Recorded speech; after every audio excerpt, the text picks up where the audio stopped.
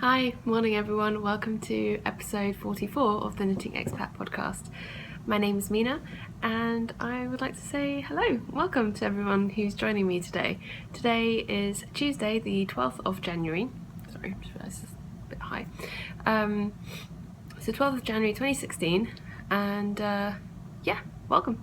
I am now switching to a Wednesday upload schedule, as I explained last week, if you tuned in last week. But as it happens, I'm busy tomorrow, so I'm not going to be able to film and upload, so I need to get this done today. So, filming ahead of schedule. Not really that great, considering the whole reason why I was changing the days was because I was more able to upload on Wednesdays. But anyway, I'm traveling at the moment, if you aren't already aware. If you're new to the podcast, I'm in New York at the moment. I normally film and record my podcasts at home, which at the moment is in Bahrain. My husband and I live in Bahrain in the Middle East at the moment, but we're in New York this week, which is really exciting.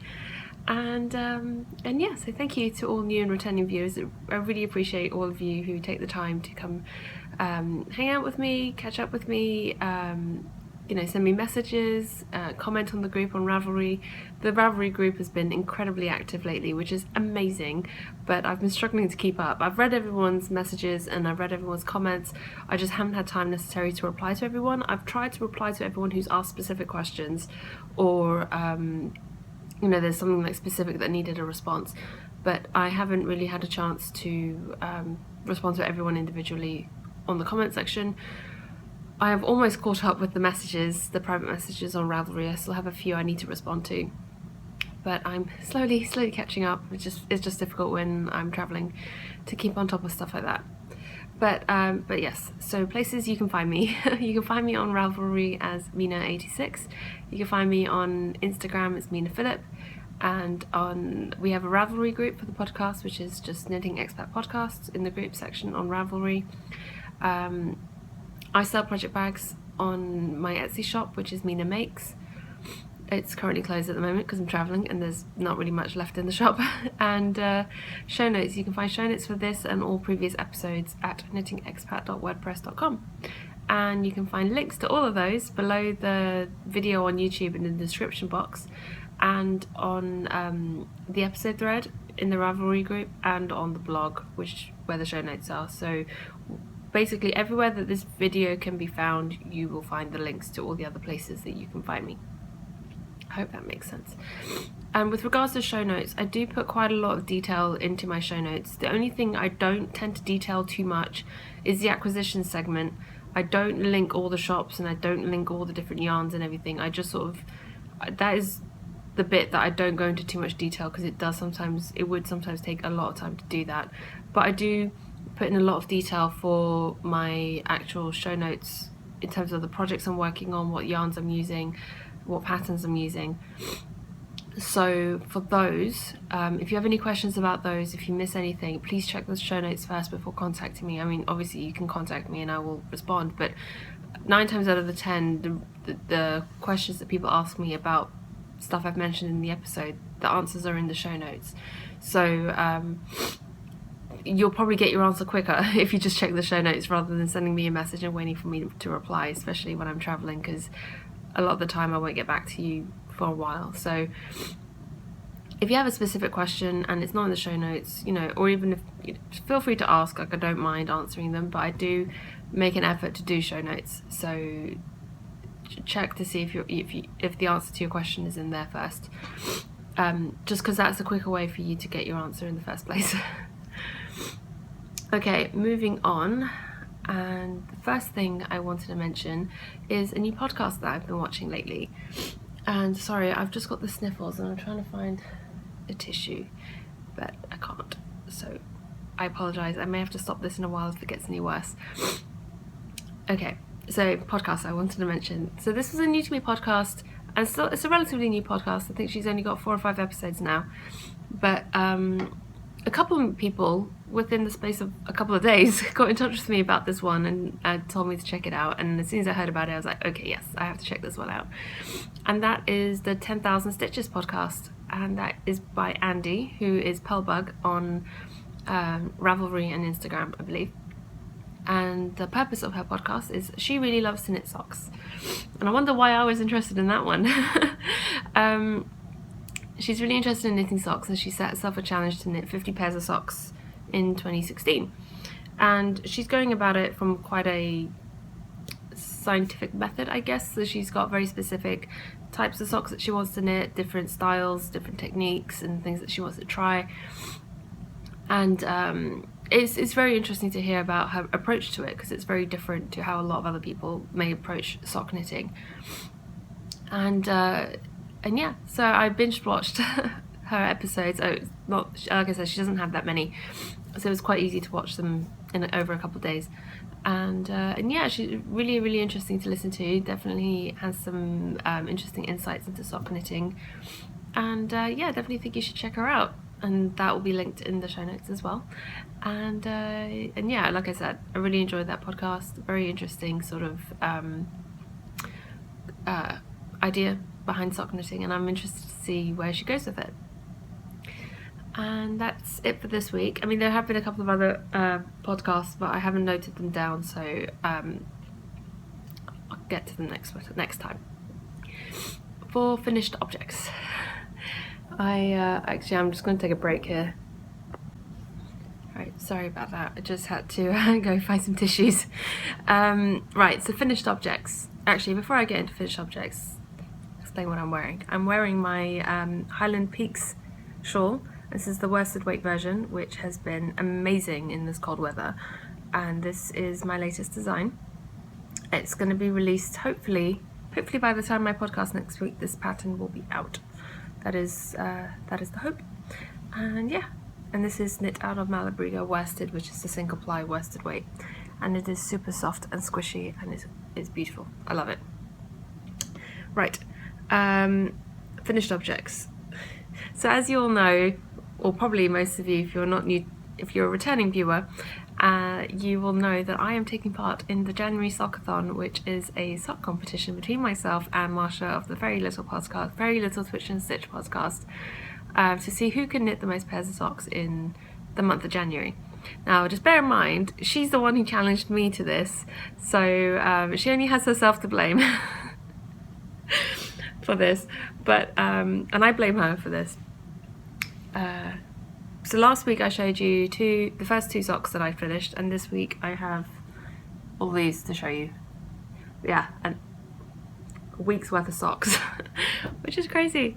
Right, I'm going to go through these in what I believe is chronological order. Right, okay, so before leaving I finished, oh geez, the lighting's a bit funny. Sorry, I'm trying to use a mixture of natural light and artificial lighting, and then my computer is giving off some light because I need to use it for show notes. But, so this is Knit Picks Felici in the Countess colorway. So these were pair number 3. Then pair number 4 is Knit Picks Stroll hand painted in the Koi Pond colorway, which I love. I love this color, and it's super soft. And I actually think that the Stroll hand painted is softer than the Felici. That's just my opinion. So that's number 4.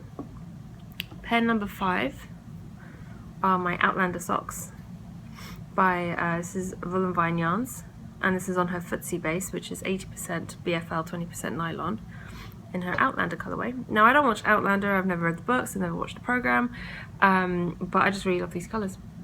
I think they look awesome together. Pair 5. Sorry. I've got the heating on and I think it's setting off my allergies. Then pair number 6, and I have done some pattern socks amongst all the vanilla socks. This pair was knit and finished before we had our flight to New York was via Dubai. We flew with Emirates, so we had a bit of flight over to Dubai and then a short layover before we hopped on the plane to New York. And I'd actually knit these socks on the way to the airport in Bahrain, at Bahrain airport, on the flight to Dubai, and then I was kitchening the toes in Dubai. So this is what these look like. They haven't been blocked yet. So all my socks have the Fish Lips Kiss heel, and this is something special about this one, which I'll explain in a minute.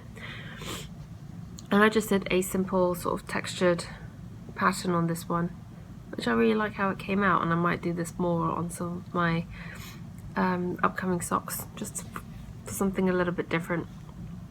And I always, whenever I do a texture or a pattern on my socks, I always leave the back of the leg in plain stockinette, because I kind of just feel like it's nice to see what the yarn looks like in plain stockinette on the leg as well, and it gives you a bit of a break from the pattern.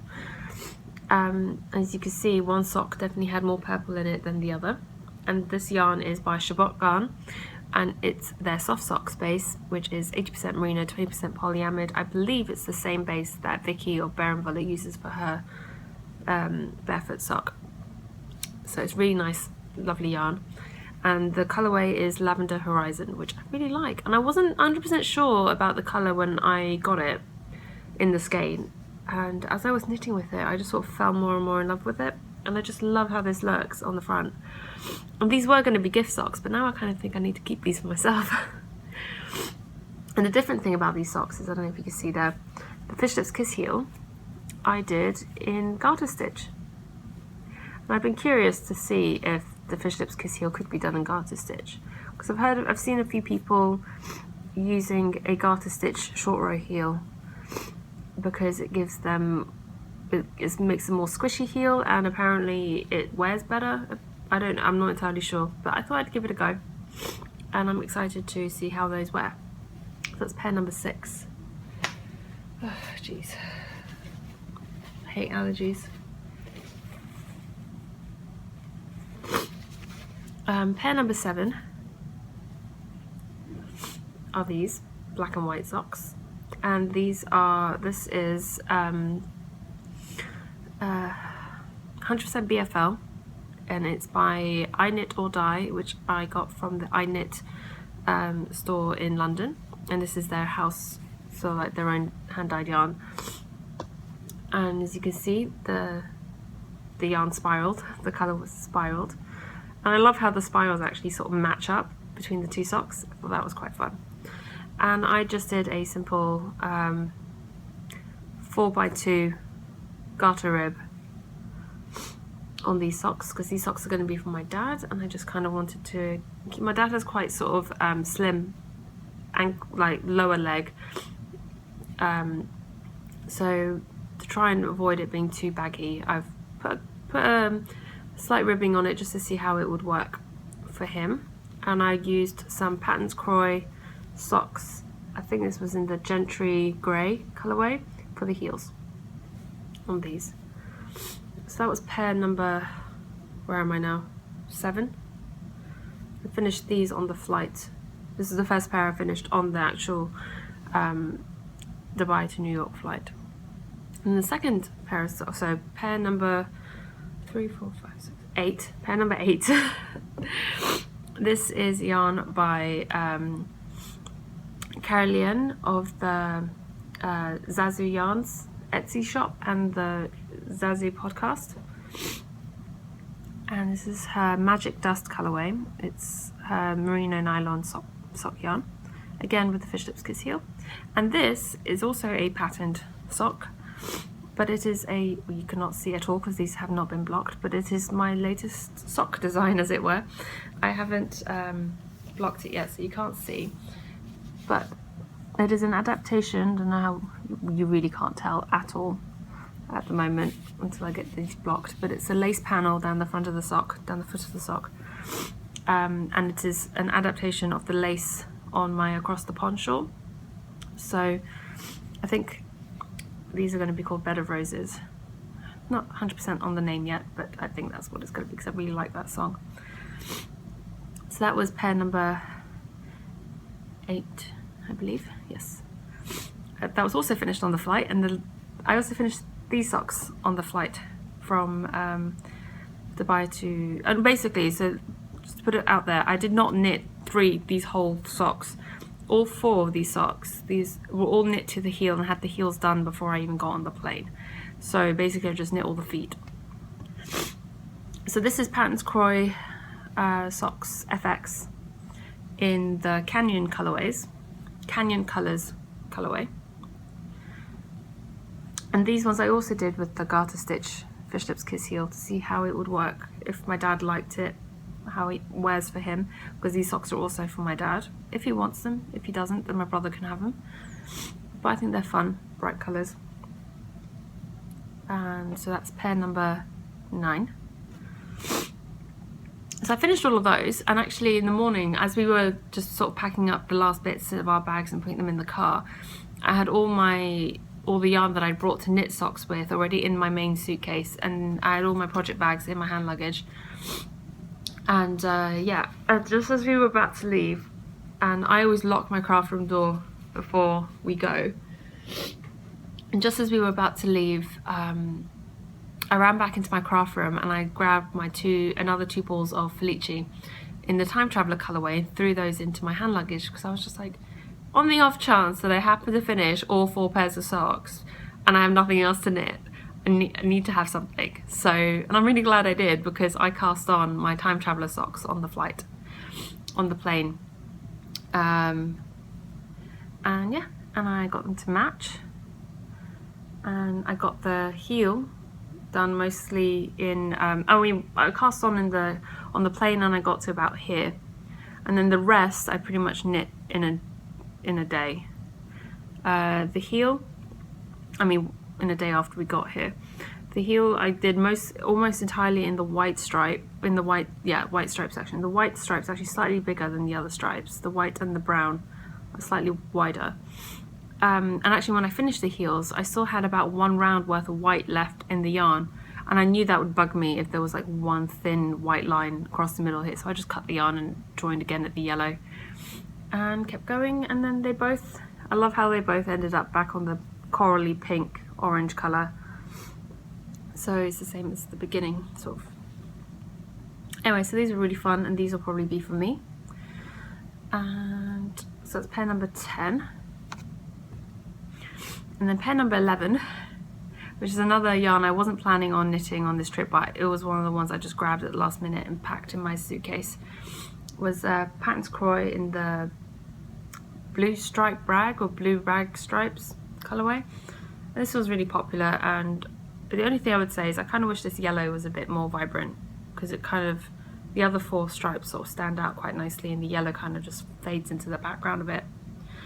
But I used that same Gentry Grey Patterns Croy sock for the heels, and yeah, I quite like how that turned out. So 11 pairs, and I finished these on the 10th, so I'd done 11 pairs in 10 days. That is a lot of socks. I'm gonna have a lot of blocking to do when we get back, but yeah, no, I'm quite happy with how those have turned out. And it was really funny because, like I said, I was knitting pretty much all day on the flight over, and it was after we got into New York and checked into our room, and we both pretty much passed out as soon as we got in, and fell asleep. Woke up in the morning at like 5:30 a.m. because of jet lag, and I realised when I was on the flight, I'd sort of figured this out, but I wasn't sure of my maths. I thought that can't be right, and I did it again in the morning, and I was like, no, that sounds about right. So I started knitting on the day that we flew out. I started knitting at 7:30 in the morning, which was when we left home, and in the car on the way to the airport. So that's when I started knitting, and there was a whole lot of drama at the airport, which I knit through. I did a lot of stress knitting that morning, and I'll get to that later in the episode. And then anyway, so I started knitting at 7:30, and obviously I was not knitting the entire time, because, you know, walking around, getting to the planes, eating food, this, that, whatever, is not 100% consistent knitting. But I stopped knitting, like I'd cast on the Time Traveller socks, and like I said, I'd done the cuffs, I'd done like a few rounds of the leg, and I was literally falling asleep as I was knitting. That's like how tired I was. And I had my phone on me on the plane. It was on airplane mode, but I checked my phone to see what time it was, and obviously my phone at the time was still on Bahrain time, so it was, at that point, it was 4:30 a.m. Friday morning in Bahrain. So I started knitting at 7:30 a.m. and stopped knitting 4:30 a.m. the next day, effectively. That's 21 hours of knitting in one day. And I was just like, by at that point I was just like, no wonder I'm tired. So that was a lot of knitting for one day. Like I said, it was not like 100% constant knitting for 21 hours. That's a bit ridiculous. There were breaks. I got up quite frequently to walk around and stretch my hands and stretch my legs on the flight, and but I think I only slept for about half an hour right at the end before we came into land. I remember I fell asleep and I was just getting comfortable, and then the stewardess came around to like shake me to wake me up so I could put my seat back into the upright in the right position for landing. I was just like, I was not happy about that, but yeah. Anyway, that's aside. I've never knit so much in my entire life in one go, but I guess that's what competition does to you. Okay, I'm going to take another quick break here for a second. Okay, back again. I'm trying something a little bit different this week. Last week I had major trouble getting the video off of my phone onto the computer. It took 7 hours for some reason to like import it into iMovie. So what I'm trying to do this time is to film it in segments and then stop a segment, get that segment uploading while I film the next segment, and hopefully this way, by the time I finish recording the podcast, most of the video will have already imported into my computer. I'm hoping that works, so we will see. So apologies if this episode is a little bit broken. I want to see if that works so I can sort of figure it out going forward, because I can't deal with 7 hours waiting for something to import off of my phone. So moving on to whips. So first up, I have a pair of socks, pair number 12 I believe this would be now, and excuse all the straggly bits of yarn, but this is sock yarn by Lana Grossa, and I believe this is from their chess range. I'll show you the tag in a second. So this is beautiful blues and oranges, and I wonder why I like this colorway so much when I got it. Originally these were going to be socks for me, but I think I'm going to make these socks for my brother, and I hope you'll like the colors. And as you can see, I didn't bother trying to get them to match, but they're only sort of like half a repeat off, but I don't think that matters so much. It's like a busy enough pattern that it's not too bad. And this is the yarn. This is one of the 50-gram cakes. So it's Lana Grossa in the chess. I hope I've had it the right way up. Chess range. And this is a pretty standard 80%, 20% wool nylon or wool polyamide, in this case blend. It's a German sock yarn brand. And the needles on this are actually an acquisition, and I picked these up this week while I was here. It's a pair of Addi Turbo sock rockets. It's a US size one, so it's a 2.5mm, but it's an Addi US one, not an actual US one, if that makes sense. Sorry, I know I keep cutting my head off, and I try to sit up straight, and then because my camera's not high up enough, I'm cutting my head off. So apologies about that. So it's a 2.5mm, sorry about the glare. And I haven't tried the sock rockets. The only other Addis I've used for socks are the Addi lace with the red cable. So it's my first time trying the sock rockets, and I'm enjoying it so far. And it's currently living in my raccoons project bag. Like I say, I use all my project bags as like a yarn bowl at the same time. I just sort of fold the tops down. You could pretty much do that with all my project bags, and I pretty much do it with all project bags I own, even the ones that aren't mine. I just find it's easier to work from. So that's using my standard 2 at a time sock pattern, which is Mina's 2 at a time socks. It's free download on Ravelry. So yeah, I hope that is a useful pattern for you guys. I've had a few messages from you guys saying that you're enjoying it, and I really appreciate that. And oh yeah, I forgot to mention, so these socks are now ready for their heels. They are at the point to get the heels put in. I knit my socks quite long. I knit at least a minimum 7 to 8 inch cuff length, leg length. So from the beginning of the cuff to the start of the heel is usually 7 to 8 inches in length. For my dad and for Perry, I tend to do longer than that because they like long socks. So in complete opposite to Marsha and her family, her and her husband both like short socks. I think she said on her latest podcast that her leg length is around 4.5–5 inches from the top to the bottom of the heel. Mine is at least 7 inches before I've even started the heel. So she's got an advantage there on me that her socks are much shorter than mine. But anyway, pair number 13, which are on the needles, are about 20 rows away from the heel now. And this is opal yarn, which was given to me in a swap that I did with Maria, who I met up with in London when I was there recently. And this is the opal smile in this purples and blues and oranges colorway. 75% wool, 25% polyamide. And there you can see a better picture of how it stripes, I think. Oh, come on. And yeah, and these are on my other Addies, which are these are on Chigu, sorry, Chigu needles.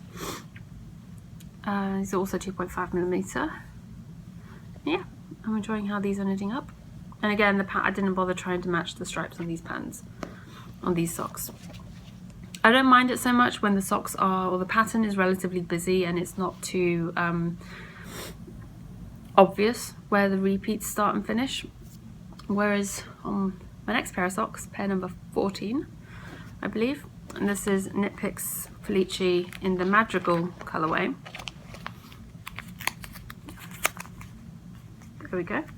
This is another one I just sort of picked up and packed in my suitcase before we left. I hadn't originally planned on knitting these ones, but I was worried about running out. And so I really like the colours in this one. The only colour I'm not really fond of is the pink, but it kind of goes with the rest of them, so I'm not too fussed about it. And this is 75% superwash merino, 25% nylon. And yeah, relatively pretty soft. And these are almost halfway to the heel. These ones with stripes like these, I do try and match them up perfectly, or as close to perfectly as possible, because I feel like it's really obvious when it's only a couple of rows out. Either that, or I try and do them in opposite directions, so it kind of looks like you've done it on purpose, which I usually do if I do it that way. And yeah, so all of these are living in Mina Makes project bags. I love my rainbow unicorns and the raccoons, and obviously this one is one of my favorites as well. So those are all my current works in progresses. But and I have a couple more skeins of yarn to cast on for socks, and that's it for all the yarn that I brought with me. So I've got 12, 13, 14. So I have enough to finish up to pair 16 yarn with me. But it's okay because I did buy some yarn, so I think we're all good. But I'll get to that later. Moving on to knit-alongs and giveaways. I'm going to run through this section quite quickly because not much has changed since last week. We have the Vita KAL, which is running until the end of January, so pop on over to that thread to see the rules for entry and see some of the awesome finished objects that are currently in there as well.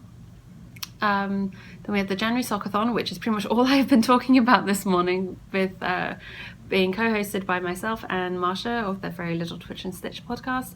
And the two of us are in competition with each other, but we have also opened it up to the rest of you guys to join in as a general sock knit along.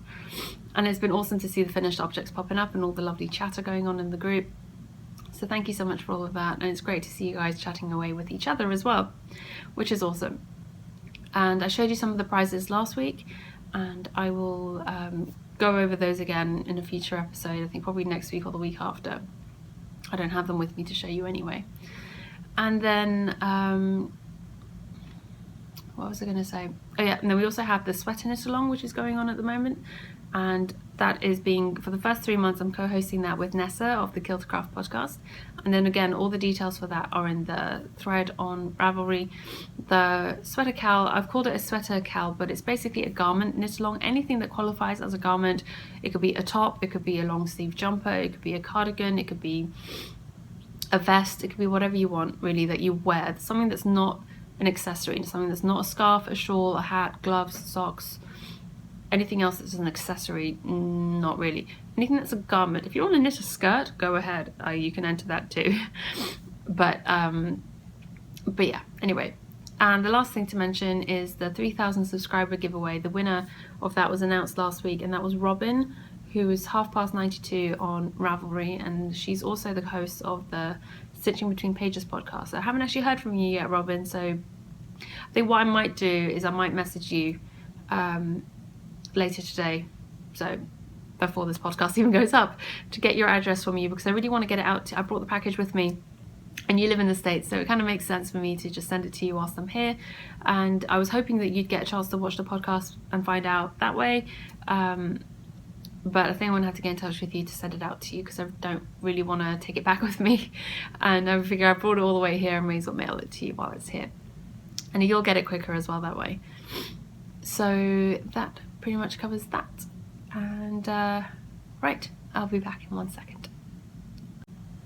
Alright, I'm back again. And I'm going to be knitting socks, I think, for the rest of this section. And now that I've said that, let me just make sure my yarn is not all tangled up. There we go. And right, so moving on to questions and answers. I've had a few people messaging me on Instagram and leaving comments asking if I'm tired of knitting socks yet, and if I'm like desperate to knit something else. I'm not tired of knitting socks yet, surprisingly, but I am desperate to start knitting a cardigan, and I have a couple of shawl designs that I'm working on, and well, not that I'm currently working on, but that I want to get started working on, and I'm pretty desperate to get those cast on. And it's not because I am tired of knitting socks, it's because I really want to start knitting those projects. So yeah, but I am going to be glad when this month is over, because I just I'm not sure how much I enjoy knitting as a competition. I enjoy knitting for the pleasure of knitting, and it's just I don't know. It's not the most. It is fun, and it's interesting to see how many socks I can get knit in a month. But I'm not sure I'm going to be in a hurry to want to do this again anytime soon. I've also had questions about how my wrists are holding up. Thankfully, my wrists are both doing fine, which is surprising because I've actually broken both of my wrists before when I was younger. Funny story. But surprisingly, they're holding up pretty well. I do sort of like stretch them out a little bit every now and again. I don't really get much in the way of like pain. I sometimes get a bit of soreness in my elbows, surprisingly, especially in my left elbow, because it's the way I lean my arm while I'm knitting. So I've been very conscious of trying not to lean on my left arm too much. It's just the way I sit and the way I sort of have, the way my posture is, and it's not great. I keep having to remind myself to sit up straight and to straighten out my back, because otherwise I get a lot of tightness between my shoulders. But no real pain as such in my wrists, thankfully. I do occasionally, in the mornings when I wake up, my wrists can be a little bit stiff or a little bit sore, but it's not painful. And I'm very conscious of making sure that I don't knit to the point where I do myself a mischief. I've brought I have brought a couple of wrist braces with me just in case I need extra support or something when I'm not knitting. I've been very careful not to lift heavy things, like with my suitcases and stuff. I get Perry to help me lifting them up onto the bed if I need to pick them up and stuff, and try not to do that with my hand, not to use my wrists too much for stuff like that, just because I don't want to twinge them or anything and whatever, all that sort of stuff. So thankfully I've been relatively injury free, I guess, on so far this month, which is good, and I'm hoping to keep it that way. Then I've had a question from Kia on Ravelry on the questions and answers thread. There have been quite a few questions lately on the questions and answers thread where I've actually just replied to them directly, because I've either answered the question before on the podcast or it's just a quick thing. So if you're interested, you can go check that thread out and see some of the answers there. But Kia has asked, what are some tips that might help others that are trying to be faster knitters? What are some things that you feel helped you to be faster? I think learning to be able to knit without looking down has definitely been a helpful thing. I don't know, I think with me it was more just practice, and just the more I did it, the quicker I got. Also figuring out an effective way of holding the yarn. If you're a thrower, as in you hold your yarn in your right hand and you're like sort of throwing it and you're having to let go of the needle every time you make a stitch, well, that's a very exaggerated way of doing it, but if you're having to do that, then that's not an effective way of knitting. Some people can knit quite fast like that, but it's not the most effective. And so the way that I knit, which you may or may not be able to see very clearly, is I flick. So I just have the yarn over my index finger, and that's literally the only thing that's moving, that and my 2 fingers on my left hand, which are sort of like shuffling the stitches along. I've also trained myself, and this is mostly just out of persistence really, and being conscious of it when I was doing it. I used to poke with my finger, poke the needle down quite a lot, and that's what a lot of people complain about with the high sharps, is that it pokes their fingers. But I've gotten used to not doing that, and the most that I do nowadays is every now and again, depending on what project I'm working on, if I need help sort of like shifting the stitches along, I sometimes use my thumb just to tap the needle down a little bit. But I don't find I need to do that too often, which is quite handy really. Otherwise, I'm not entirely sure, honestly. I find the way that I sort of taught myself how to knit without looking has actually been through things like FaceTiming my family and Skype and stuff like that, because you could sort of see yourself knitting, as it were, in the video. Like right now I'm looking at the camera and I can see myself knitting, but I'm not looking down at my stitches, and I'm not really looking at, obviously, at my stitches as I'm knitting, but I sort of feel like I'm looking at them, so it gives me that confidence to keep going, and then eventually get to that point where you can just quite easily knit without looking at them at all. And occasionally I look down to make sure, it's sometimes just to make sure I haven't dropped something or whatever. After a couple of rounds I'll check every now and again. I've also found that I can feel if my stitch is being picked up correctly or not, because of the way that my fingers are over the stitches here. When they get picked up, I can usually feel if I've picked up, if I've split a stitch, I can usually feel it. If I've picked up the stitch below, which can sometimes leave you with a gap, I can feel that too. I'm not sure how to even describe how that feels. It's just, it feels different than a normal stitch. So that's usually when I'll stop and check and make sure, or go back a couple of stitches and fix it. So I'm sorry if that's not really been the answer that you were looking for, but I hope it's somewhat useful information. Then next question was from DG White on Ravelry, and she says, my question is, if you are planning to get your MBA once Perry has finished his, or are you thinking of transitioning into a more creative career? I've had some amazing jobs over the years and not necessarily what I had planned, mostly from being open to opportunities as they arise. Can you share with us if you have any plans to design full-time, or if you have career goals that more align with your degree? Okay, well, for one thing, no, I do not plan on getting my MBA after Perry has finished his. Whilst I think it's a very interesting thing to do, and it definitely has, definitely reasons for doing it, it's not really the sort of thing that I want to do. I never really enjoyed, I loved learning, but I didn't like the school system, the way that the prescribed learning methods, like learning to pass tests, learning to pass exams and stuff like that, just doesn't suit me very well. I always preferred coursework to exams, because I felt like I really learned from coursework, from the research and the studying and the, really looking into a subject in depth. I felt like I learned a lot more from that than I ever did from trying to revise for an exam. I barely remember any of the exams I took and the materials I learned for them, but a lot of my coursework that I've done over the years, I remember those materials and those subjects a lot better. So I'm definitely more of a coursework style learning person, assignments and stuff like that. So something exam based just does not suit me.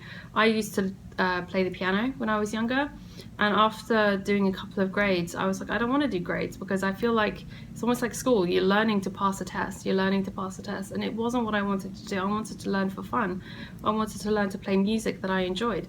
So after about grade 2, I think I stopped doing grades, and I learnt and I played music I wanted to learn how to play, and I didn't care what grade it was. I just wanted to learn music I was interested in, and that's what I did for a couple of more years after that. And then I eventually stopped doing the piano for other reasons.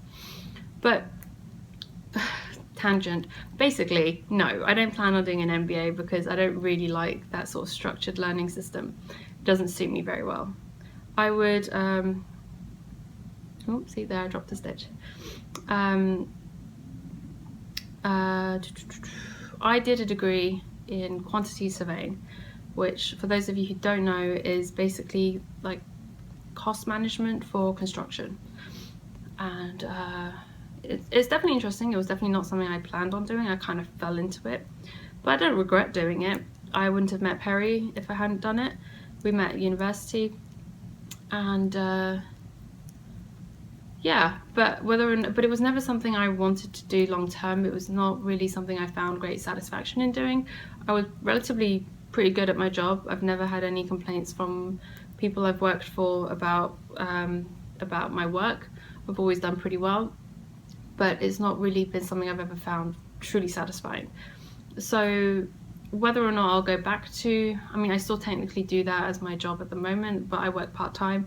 But whether or not I would want to go back to a full-time sort of position in that, I don't know. I haven't like closed the door to that. It just it would totally depend on the company. But I definitely do see a future in designing and having a more creative outlet as a job, as it were. So something knitting and crafty orientated, I think, is kind of where I'm headed at. So that's kind of where my head is at the moment. I guess a lot will depend on where we end up in the next couple of years after Perry's finishes MBA, and sort of just see where life takes us for a little bit. Yeah, I'm open to opportunities as well, and I'm always willing to consider anything that comes along and see where life takes us. So again, a rather wishy-washy, tangenty kind of answer there, but I hope that somewhat answers the question. And then Miso Nitty on Ravelry asks, she says, Hi Mina, I am a relatively new knitter and only just recently discovered knitting podcasts. I was searching on YouTube one evening for Magic Loop sock knitting when I stumbled across your podcast. Ever since, it has been one of my favourites. Thank you so much. I'm currently working on watching all of your back episodes. I love your work and have learned so much. I hope to knit my first shawl soon and would like to learn about proper blocking. I was wondering if you have any recommendations for blocking tips, tools or kits. Thanks. Well, my main recommendation with blocking is don't get too hung up on the idea that you need a lot of tools and things to be able to block. You just need some space and a few pins. That's really the gist of it. To begin with, when I first started blocking my knits, I didn't really have any blocking mats or any fancy T-pins or anything. I just used a spare bed, some towels and some straight pins that I had for sewing to pin out my stuff. So you really don't need anything super fancy, but having said that, T-pins are quite handy, blocking mats are handy, blocking wires are handy for shawls and for lace, and there are a variety of knitting tools and things out there. As for methods of blocking and blocking tips, I did do a blog post actually on the Knitting Expat blog about blocking a few months ago now, and if I remember, I will post a link in the show notes and on the Ravelry episode thread for this week, so hopefully that will also help you with that. So that's it for the new questions that I've had this week. I also wanted to say a massive thank you to everyone who answered the question that I asked last week about your favourite method of knitting socks. It was really interesting to read everyone's different preferred methods and different preferred like sort of basic vanilla patterns. And it's also interesting to see some people's favourite textured patterns and sort of lace patterns and stuff for socks. And I've added a few to my Ravelry queue to try out at some point as well, because there's some really interesting ones that I hadn't heard of before. So thanks so much for that, and definitely got a lot of ideas for more socks. My question for you guys this week is not so much a question, more a request for some help. I realised that I've sort of bitten off quite a bit more than I can handle with regards to the 2016 KALs thread in the group, in terms of trying to keep that updated. Especially with the travelling, I've not really been able to update that thread at all since last week. And I'm wondering if there is anyone out there who is willing to be a moderator in the group, specifically to deal with that thread and to keep that thread up to date. Obviously, I would be more than grateful to have someone to help moderate on the other threads and just in general in the group, to help answer questions and to reply to comments and stuff like that. But specifically, I don't want to ask someone to do too much. But specifically, I'm looking for someone to help with that one particular thread in specifically that one particular thread. So if you do have some time and you'd like to get involved, then please send me a private message on Ravelry. I'd really appreciate it. I can usually manage to keep on top of the other threads and everything just about okay on my own, but I think with the KALs thread as well, there's a lot of stuff to keep track of, so it'd be really helpful if there was someone else who was able to help out as well. So I hope I'm not asking too much, and I hope there'll be someone out there who's willing to help out a little bit. It won't take too much time. I don't think it'll probably only be 1 or 2 days a week at most even. I don't think it will even be that much, just to go through and update it. It takes a bit of time to go through and check all the new KALs that need to be added to the list that people have written about in the comments, and making sure they all get added and stuff like that. Anyway, if you're interested and you want to get involved, or just if you have some questions about what you need to do or whatever, just please send me a message and we can sort it out. Yeah, so I think that's it for my questions this week. For other things, upcoming events that I'll be attending, well, like you all know, I'm in New York, and VKL, Vogue Knitting Live, is happening on Saturday. I am actually at the Marriott Marquis now. This is where we're staying, so I'm just waiting for the yarn to show up. I'm here, I'm waiting, and hopefully it'll be here in a couple of days, and I'm really looking forward to it, so that's really exciting. I've already heard from a bunch of you that say you're going to be here, so I'm really hoping to get to bump into you guys, whether or not you're coming to I'm going to be at the podcasting meetup afterwards, so if you are coming to that, then hopefully I will see you there. And if you're not coming to that for whatever reason, I hope if you do see me around at the event, please do say hi. Because frankly, I'm afraid I'm not going to know what you all look like. So if you do see me around, please come up and say hi. I will probably be wearing my across the pond shawl. So if you see me with that, just tap me on the shoulder. I really don't mind at all. And yeah, so I'm really looking forward to that. And like I mentioned earlier, the shop is currently closed until I have more stock, because it's basically it was sold out before I left. And yeah, so that's it on the shop news. Not really all that much. And I'm just going to pause here and get myself rearranged to do acquisitions. Right, okay, back again.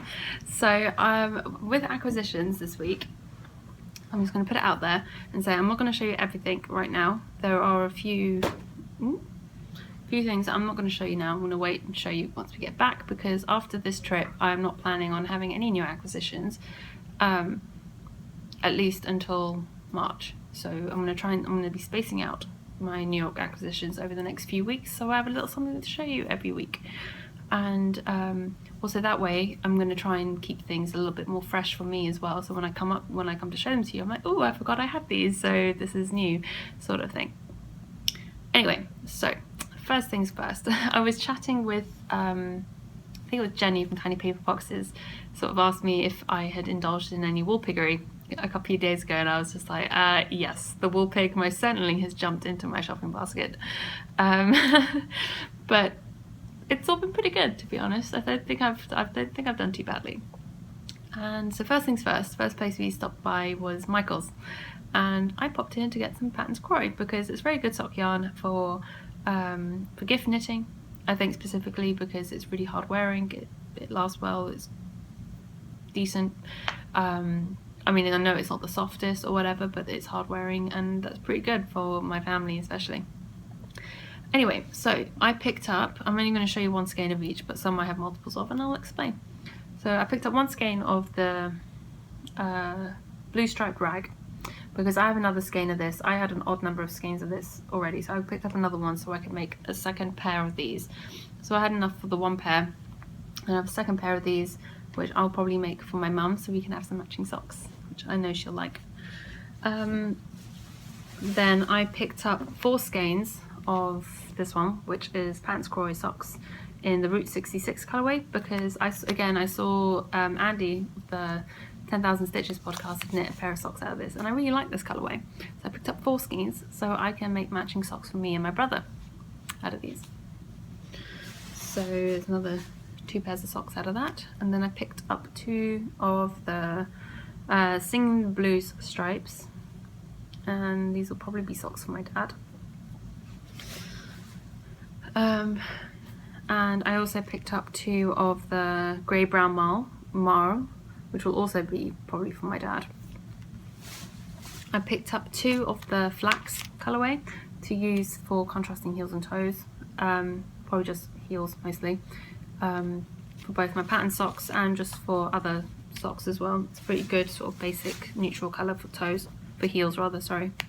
I picked up 2 of the Croy Socks FX in the camo colours, and 2 in the cameo colours, which is like the purples and blacks. And then I also picked up 2 in the sweet stripes, which not my colours, but I thought for gifts knitting they'll be quite good. I might make socks for my sister-in-law out of these. And so that's everything I got from Michael's, and I had a 20% off coupon, so that was awesome. Got those at a pretty good deal. Then another thing that I got this week, which is not yarn but knitting related nonetheless. This is something I've been wanting to get for a while, and a few people have recommended this to me. And if you follow me on Instagram, you'll have already seen it. But I got a gleaner, which is a de-pilling, de-fuzzing tool, and it works really well. And I'll quickly show it to you. Got it in the little bag that it comes with. That's the tool, and it's also a lint brush on the top, which is useful because we have cats. And then you get 3 different sort of head attachments. Oh, that's the instructions. You get 3 different head attachments. This is the coarsest one, and then you get a medium one, and then a fine one, so depending on how bad the pilling is. And I used the coarse one on my 2 cardigans, which are both pilling like crazy, and they both look amazing now. It's awesome. If you haven't checked it out yet, and you follow me on Instagram, check out the picture that I posted of the jumpers after they've been de-pilled, and the pile of fuzz that come off them. It was crazy. But definitely think that was worth spending the money on that one. Another yarn shop that we went to, and actually we ended up going to quite a few yarn shops over the weekend, and Perry came with me. Reasons for why I dragged him around the yarn shops of New York will be explained in the week in review section. If you follow me on Instagram, you probably already know the reasons why. But we went to Annie & Co, which was in a yarn shop that I hadn't been to before, but had been recommended to me by Jacqueline of the Brooklyn Knit Folk podcast. And so that's the bag. I don't know if you can see that, Annie & Co.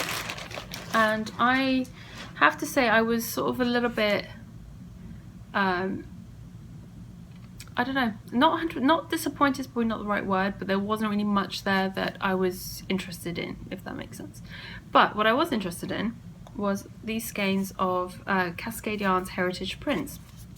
They're sock yarn, which I hadn't tried before, but I was really interested to give them a go. And they're a pretty decent price, so I thought, why not? And so I picked up one in colour number 1 and one in colour number 8. So imaginative. But they're 75% superwash merino, 25% nylon, and so number 1 is this one. It's with the greens, with the little pops of purple in there. So it almost reminds me of like a field with irises in them, or little violets and little purple flowers. And number 8 is this one, which is sort of like dark blues and bright sort of fuchsia-y purple colours. So I thought these were quite fun. Small socks. And this and the Patterns Croy, actually the next thing I'm going to show you are the only sock yarns that I've bought whilst being here. So after Annie & Co, we went to hop onto the subway and headed down to String Yarns, which was another yarn shop that I hadn't been to and hadn't even heard of before. When I was looking up where Annie & Co was on the map, I saw String Yarn pop up on the map as well. So I thought, okay, well, it's relatively close by. We'll pop down and check it out. It's a very small, very small yarn shop. They seem to specialise mostly in, there's a lot of cashmere there, so it was very expensive yarn. But they did also have some other stuff that I was interested in. Specifically, I picked up a couple of skeins of Koigu KPPM, which is 100% merino, but I've seen many people use it for socks, and I really want to make socks out of this colourway, because as soon as I saw this, and I saw a few other colourways that I liked as well, but I asked Perry's opinion as to which one he thought I should get. His was just buy that one, because you know you're going to want it. Yes, I picked up the rainbowiest skeins of yarn that they had, and these are the same colourway, even though they look slightly different. They are the same. It's P16343, but I just think it's just the way they've been skeined up, and they will be probably slightly different. So each one is 50 grams, and it's enough to make a pair of socks. So I am excited to knit these up as well at some point soon. Yeah, so that was String Yarns. And the last bag of goodies that I have to show you is from Brooklyn General. So I popped into Brooklyn General yesterday with Perry. Like I said, we've been to a few other yarn shops as well, but I'm not showing you everything today. And I picked up some stuff that was very different to pretty much anything that I've, all yarns that I haven't tried before, which is great, which I thought was pretty good going. Actually, let me put this on the floor, that might be easier to pick out from. So I picked out a skein of Swan's Island. I've been really wanting to try some Swan's Island for a while, and it's not the cheapest yarn by any stretch, but I thought this one was pretty good value for money. And this is a skein of their Natural Colours collection. It's 100% certified organic merino, and it's hand dyed with all natural dyes. And I believe the dye used with this yarn is an indigo based dye. So it's this beautiful sort of rich plummy purple colour, and it's called Beetroot, the colourway. And I don't know how well this is showing up. It's showing up really dark, but it is really, there we go, it's probably a little bit better there. You can see the different sort of tones of purple in there. It's really beautiful. It's a fingering weight yarn, and there's 525 yards in this skein. It's a very decently sized skein of yarn, like I said. And it's 100% merino, 100 grams. So it's a lighter fingering weight, I'd say. But it looks pretty good, and I'm really excited to try this out. The second yarn that I picked up was something I saw as soon as we walked in. I saw it at the front door, and I don't think they had this last time when I came to Brooklyn General last September, but I may have just missed it. But they have their own brand of yarn called Brooklyn General Store Brooklyn Barnwool, and this is 100% natural New York grown yarn. It's 75% local Cormo, 15% local alpaca, and 10% silk, and it's a worsted weight. And this one is it's just called Red. It's a kettle dyed yarn, and I also picked up one in a taupe colourway, also kettle dyed. To do because they're 50 grams each, it's a worsted weight, so there's 100 grams here to do some sort of colour work in a hat, maybe some mittens or something. But I thought that'd be quite fun, and I really like the twist on this yarn. It looks really sort of like plump, and like it'd be pretty good sort of stitch definition on that. Maybe something with cables or something, I don't know. But I think that'd be quite fun to work with. And again, I wanted to, it's their own yarn, so I thought that'd be quite fun to try out. And the next thing I picked up was some more worsted weight yarn, which is very strange for me because I don't have a lot of worsted weight in my stash at all, which is kind of why I went for worsted weight, I think, to sort of expand my horizons a little bit. And they're really good for like hats and more sort of like warmer accessories.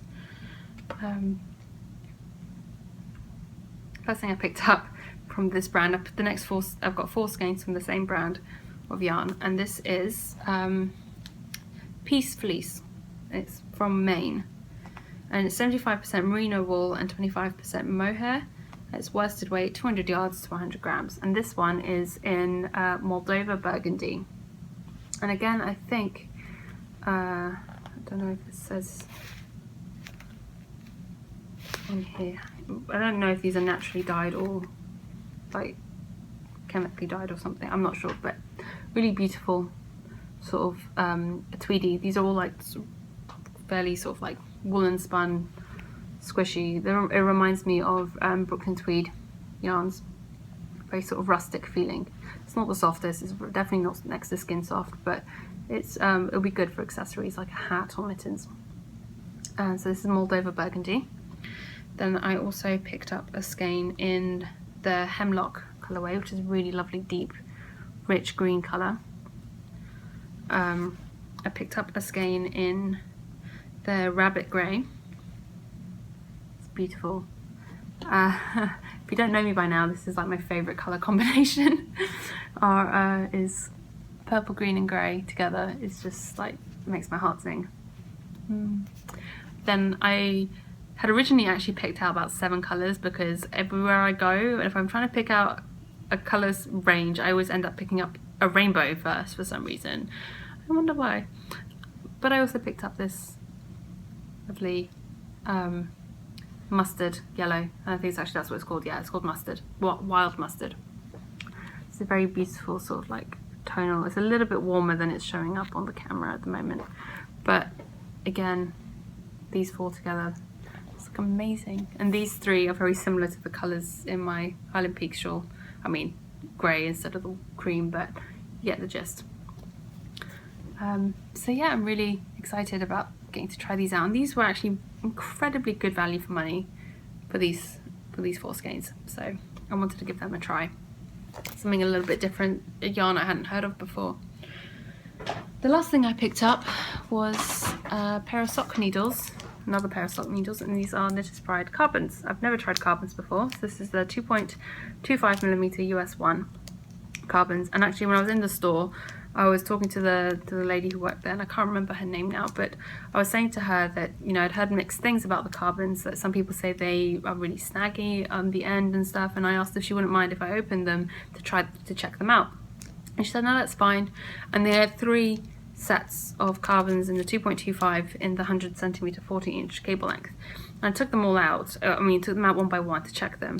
The first one I opened up, one join was really, really sharp, snaggy, like sharp to the point that, you know, if I'd come at it the wrong way, I may have even cut myself. It was pretty bad.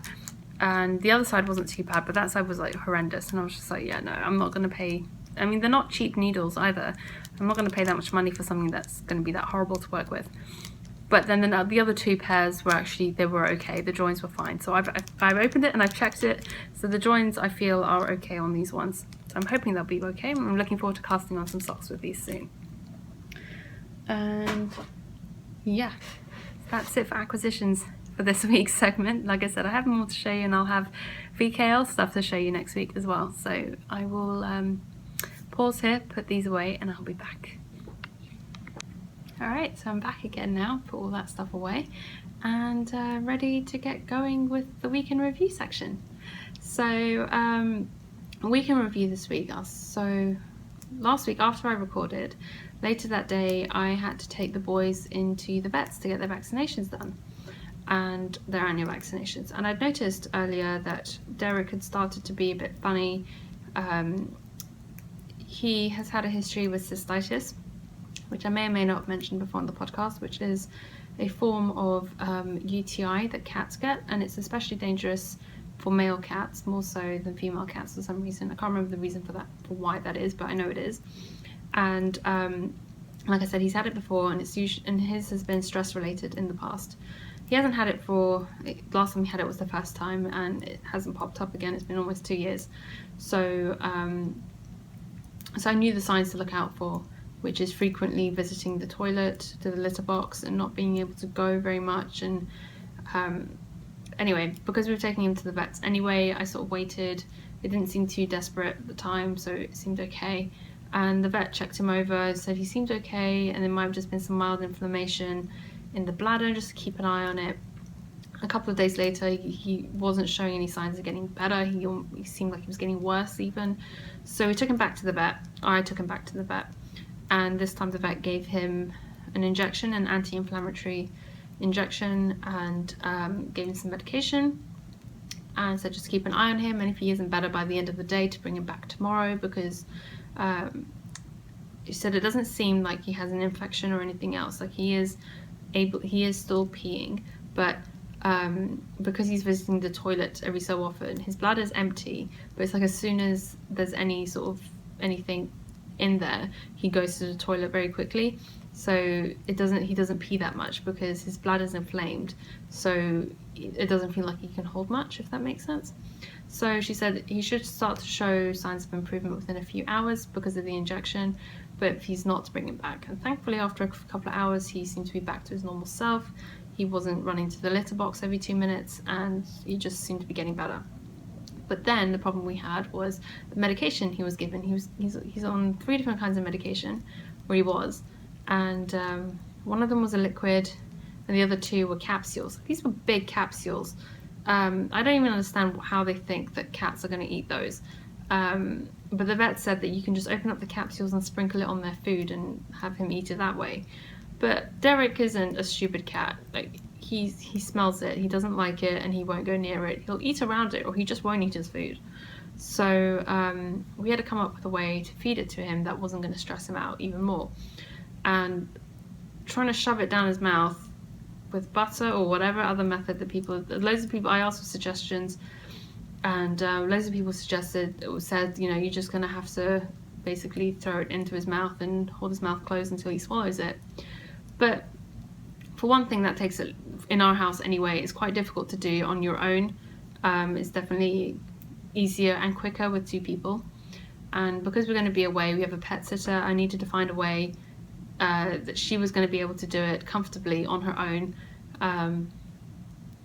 and shoving it down his throat wasn't going to work out. Only because Derek is clever and he remembers these things, and after a couple of days he'd clock on and he wouldn't come anywhere near you, and there's no way you'd be able to get close to him enough to be able to get it down his throat. And it doesn't matter how much you try and bribe him with sweets and treats and whatever else, he won't go for it. So and also considering his condition is, for him anyway, is stress related, it's induced by stress, I don't want to put him into a situation that is even more stressful for him, because that's just going to make the situation worse. Anyway, what we came up with in the end was mixing the powder from the capsule with a little bit of gravy from his wet food that he really loves, and smearing it onto his paws. So then he has to lick it off and clean himself. So that seems to have been, that is the best way, and has been the least stressful way. So we put their food down, he starts to eat his food, and while he's eating, we just put this stuff on his paws. It's not particularly happy about it, but it's not stressful, and it doesn't cause him undue pain or any kind of trauma.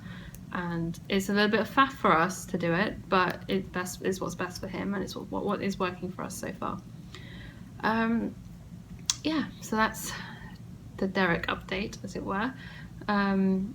Both boys are doing fine. I get daily updates from our pet sitter about how they are doing every day, twice a day actually, and yeah, they're doing fine, so that's all good.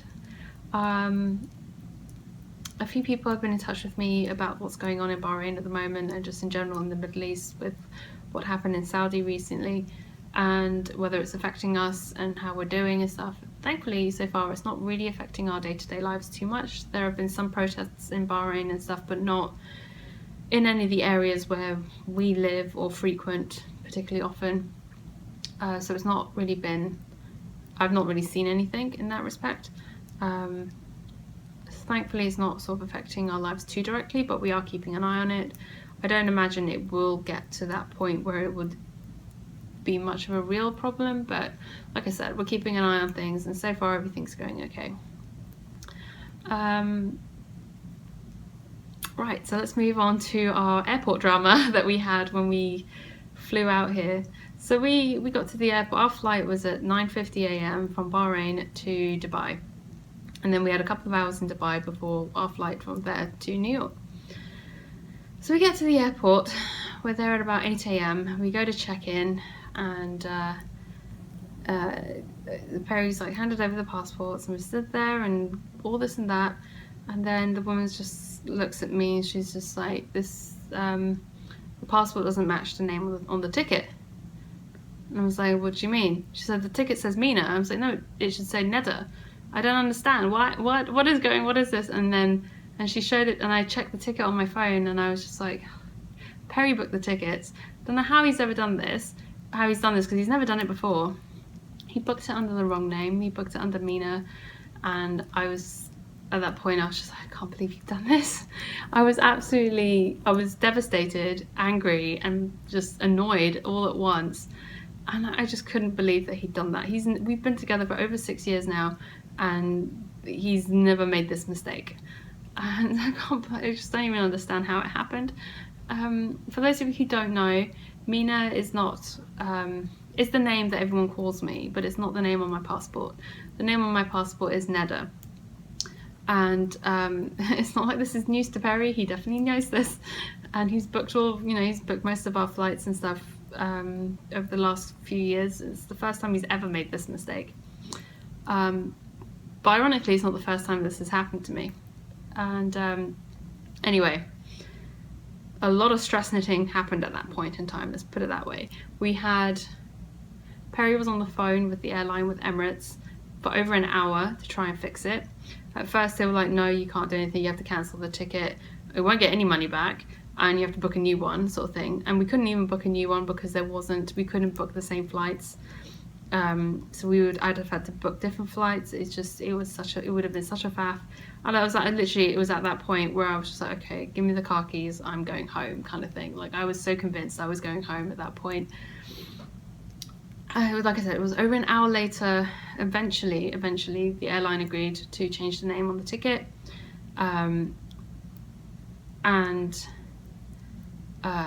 Yeah, it was just so stressful though, because by the time it all got sorted, the check-in was basically closing, to the point where the woman was turning other people away who'd shown up late for the flight, and they're like, no, you can't check in now. I'm just like, and the woman kept saying to Perry, like, check-in closes in 5 minutes, like, we got on that plane by the skin of our teeth. Literally, we almost didn't even make it. It was so stressful. It's so incredibly stressful. We finally got through security. We got into the plane. We sat down, and Perry turned around to me. He was just like, I'm so sorry. I am so sorry. He was like, we can do whatever you want this weekend. Like, whatever you want, we'll do. And that's why we ended up going to all the yarn shops. But he was so apologetic, because it would have been miserable for the both of us if I hadn't gotten on that flight. He wouldn't have forgiven himself, and I would have just been miserable, and it was a recipe for disaster. Honestly, it was like the most stressful thing we've probably been through in a long time. I mean, in the grand scheme of things, it's not a big deal, but in that moment, and considering this is a trip that I had been planning for such a long time now, like, VKL aside, actually coming to New York with Perry in January was something that I had planned on doing since we knew he was doing the MBA, which was almost 2 years ago now. So this week in particular, was one I had planned on coming with him this whole time. So it was one of those things that, anyway, let's put it, I'm here now, it's all good, it all worked out in the end. But like I said, this actually wasn't the first time this happened to me. We went on a family trip to Mallorca, about 5 years ago, almost 5 years ago now, and my cousin, we went, it was our family, and then my aunt and her family and her grown-up kids came as well. And my cousin, who lives in the UK, he booked the flights for everyone, and he booked my ticket and stuff, and he sent it to me, and I sort of emailed him back, and I was just like, you booked the ticket under Mina, it should be Neda. And he was like, what? I was like, you know this. He was like, no, I thought you changed it.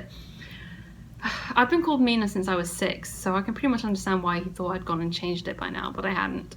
And so I called up the airline, and it was the same sort of rule that the airline that Emirates had as well, but it was EasyJet. So I called them up, and I was on the phone with them for ages, but this was well in advance of our trip. So I was like, you know what, worst case, I can cancel the ticket and get a new one. and it was far enough in advance that I'd probably get some money back or something. Anyway, so I called up the airline. After ages on the phone with them, they were like, no, sorry, you can't change a name on a ticket. You can only change up to 3 letters. Well, if you look at Neda and you look at Mina, you will see that both are 4-letter words and both have an A at the end. Therefore, I am only changing 3 letters. And I managed to get through on that technicality and got them to change the name on the ticket. And it was pretty much the same situation with this Emirates one, but they were just being a little bit more difficult about it. But yeah, anyway, like I said, we got through and we got to Dubai.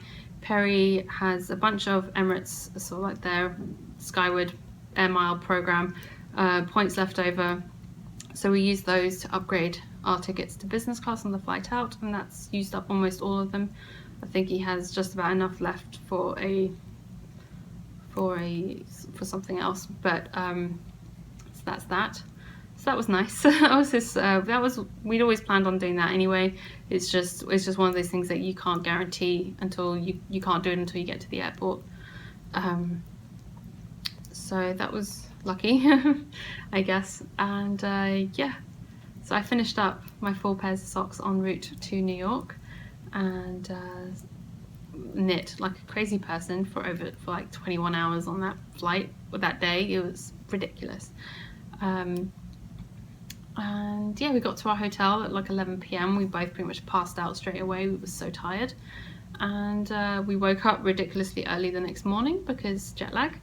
And yeah, first full day we headed out. We went to Grumpy Cafe, and that was really fun. That's down near, I think it was 18th and 6th Avenue, like around that area.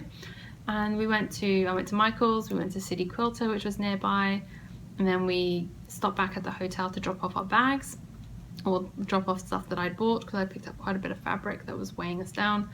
And then we went up to Annie & Co. And then after Annie & Co, we were walking to the subway, and we bumped into Tanya from the Knitting Spring podcast, which was really random but awesome. She said she recognized me from the back of my head, so good going Tanya for recognizing me. But it was really lovely to bump into her randomly. She was out running errands and stuff, so it was a Saturday afternoon.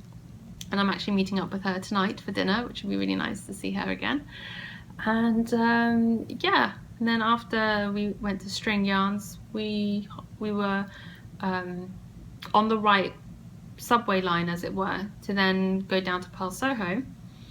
And so we went there, and yeah, and then we headed back to the hotel, so we rested up for a little bit, and then went out for dinner. There's a little Japanese restaurant in Times Square that Peri really likes, and they do really good food. The service is pretty quick, and it was really good food. It's called Sapporo, so if you're in the area, make sure you check it out. It's pretty good food and pretty good value for money as well. Then on Sunday we spent the morning at the hotel. On Sunday, actually, we were staying in a different hotel to this one initially for the first few days, and yes, we spent Sunday morning at the hotel. We were both pretty tired and jet lag and stuff, and then we headed out in the afternoon, went up to Nitty City and the Yarn Company, and then we popped down to our favorite pizza restaurant, which is New York Pizza Suprema behind Penn Station. Really good pizza, amazing pizza. Probably my favorite pizza in New York is from there. And yeah, and then we just sort of spent the afternoon at the hotel. We sort of kept it quite easy on Sunday because Peri had to wake up at 1 a.m. or be awake for 1 a.m. because he had to phone in onto for a meeting back in Saudi Arabia. So the meeting in Saudi Arabia was at 9 a.m, which is 1 a.m. New York time. So he had to sleep. He had to try and sleep earlier to be able to wake up for that phone call. Fun for him, but it just meant Monday was a bit of a groggy day for him. We did, like I said, Monday we didn't do much. We went down to Brooklyn General, which was yesterday, and sort of just hung out there for a bit, and then came back up. We had to change hotels, so we ended up walking with our bags 8 blocks down through Times Square from the hotel we were staying at to the Marriott Marquis, which was okay actually. Times Square is really quiet this time of year. I was surprised by how quiet it was and how there weren't that many people around. I was really taken back by how cold it was yesterday. It was so cold. I was so surprised. I don't know why. So I stepped out the hotel and I physically whimpered, like I verbally whimpered. I was like, woo! As she walked out, and Perry just looks at me and laughs. He's just like, what is wrong with you? And I made a really bad mistake yesterday. I wore my exploration station, which I thought, oh, that'll be warm enough. No, when it's cold and it's windy, you do not wear a shawl with holes in it. You wear a warm one. I should have worn my Highland Peaks yesterday because this is really thick and squishy and warm. But the exploration station was just not warm enough on its own. I was quite cold yesterday. And this morning even, I walked with Perry to the...